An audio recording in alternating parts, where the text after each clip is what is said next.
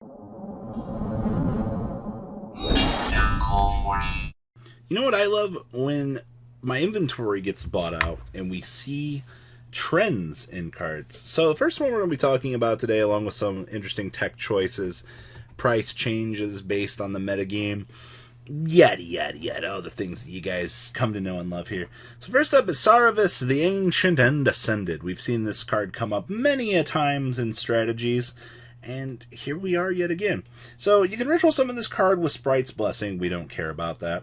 We care about the fact that it says, when your opponent activates a card or effect that targets a monster you control. Quick effect, you can discard this card to negate that activation.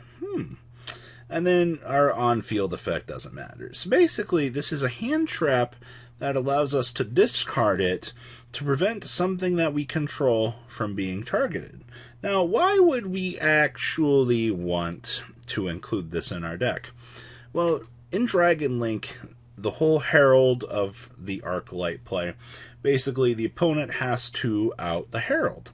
Well, once the Herald has been outed, or you do something to the Herald, you will get the ability to search Saravis from the deck. Now, the downside to this is I do kind of feel like this is a brick, but the biggest thing that people are talking about is this is another dragon for the deck. And literally not even 20 minutes ago when I started filming this, we had 50 copies of this on the market, and they've already been greatly reduced, which means somebody came through here, already was ahead of this, and started buying out the dual overload copies. What was 108 copies I had got removed from the market already. I was like, all right. Yeah, these were minimum $1.50 earlier. Now you're at $1.99, basically $2 at this point for these, and you can see that they're all just straight one-ofs heading on down here. Now there are the original copies still very much available up here for a little bit more expensive. Thank you, enough. You're looking at about $11 for these.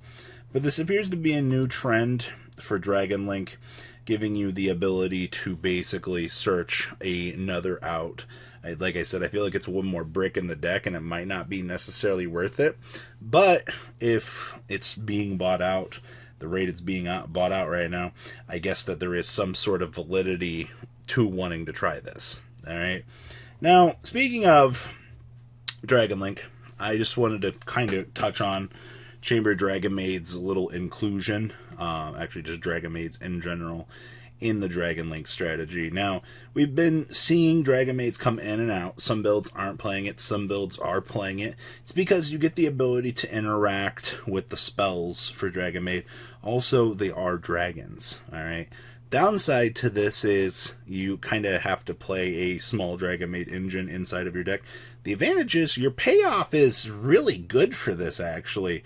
The capitalization that you're going to make off of splicing in, it's risk versus reward. If you dead draw one of the pieces, I mean, it's not horrible to do things. It really just kind of depends on things. One of your combo, well, actually, Hospitality is probably one of the coolest things out there. So summon a Dragon Mage from your hand or graveyard in defense position, then you can send one. That's if you're... I bring that one up because some of the builds are trying like some really cheesy stuff. I think there was like a hybrid build that was trying to play Parlor, and it's really weird when you start getting on into your tech options for this. But we did see an increase in regular chambers. These were $10 cards, actually. And once we started to see the involvement in Dragon Link, look what happened here. $13.85 right now. This former $10 card just weeks ago already shooting on up because it's starting to see play, not in its actual deck, but because you're starting to splice it on into your standard metagame contender right now. So this shouldn't surprise anybody. As you can see on a side note here, $240 up here, regular chamber. Kitchen's dropping steadily. Like for the pure variant, if you were to play pure Dragon Maids, it's not that it's affordable, but things have gotten a little bit cheaper. But thank you, Dragon Link, for raising the price on Chamber. The former $10 card really getting value now. This card. You've probably seen this in a lot of side decks. I mentioned this when the card first came out in its life. I said I was going to buy the card out if it hit the $2 mark, as they were $3.50. And we were seeing a lot of impact on this card based on the OCG. A lot of the TCG was like, nah, this card's bad, nah, get rid of it. Now it is one of the top metagame trap cards in the game.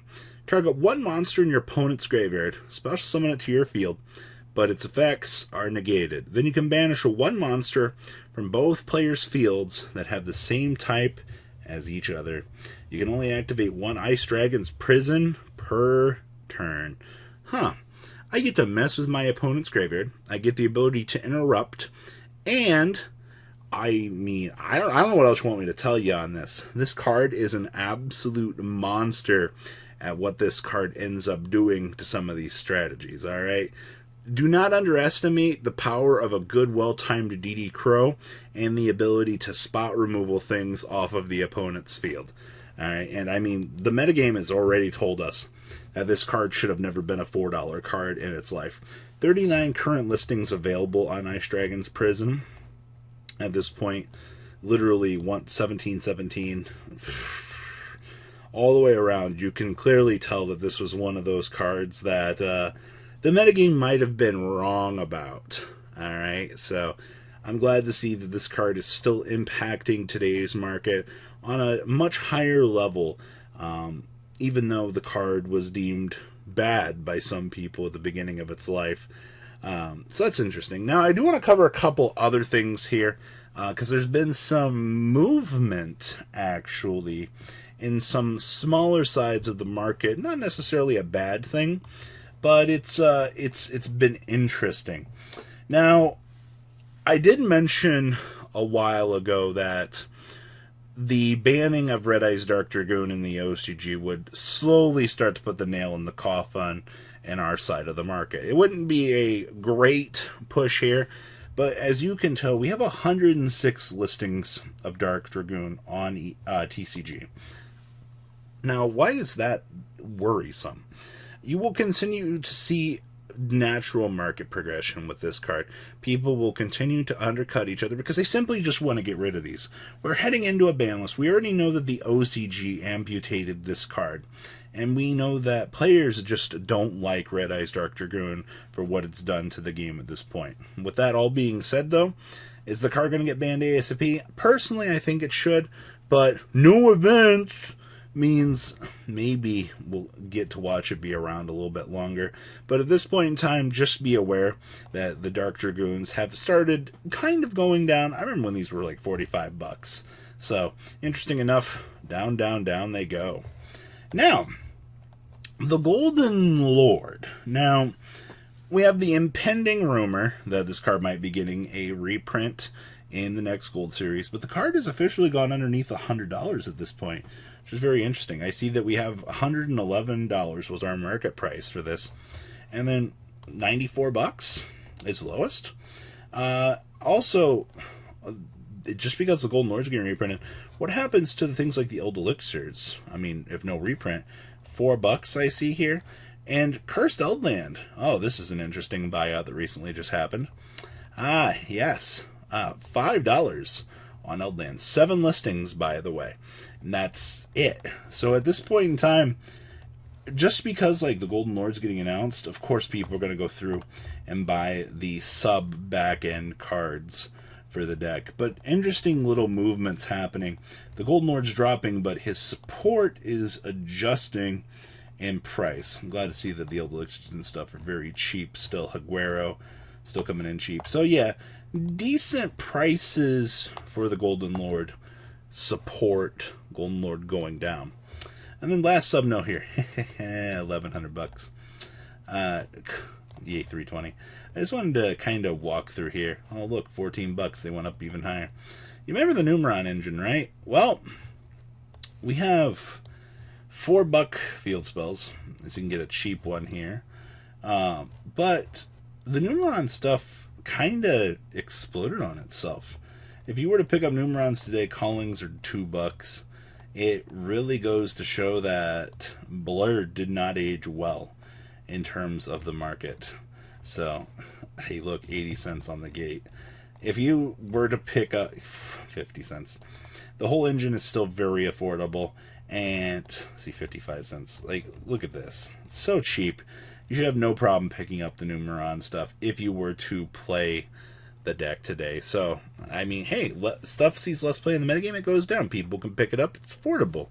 Easy. So what you guys think about today's market? Please, leave a comment down below, tell me what you guys think, and well, guys, I'm out. Peace. Thank you, patrons, for making the ride never truly end. Without you guys' support, well, I would probably be doing Truffle Shuffle videos for a living. Guys, please check out VanCall40 for all of your Cardfight Vanguard content brought to you by MCall40. And if you are looking to pick up singles, check out mcallgames.com for your trading card game needs. Thanks for watching, everybody.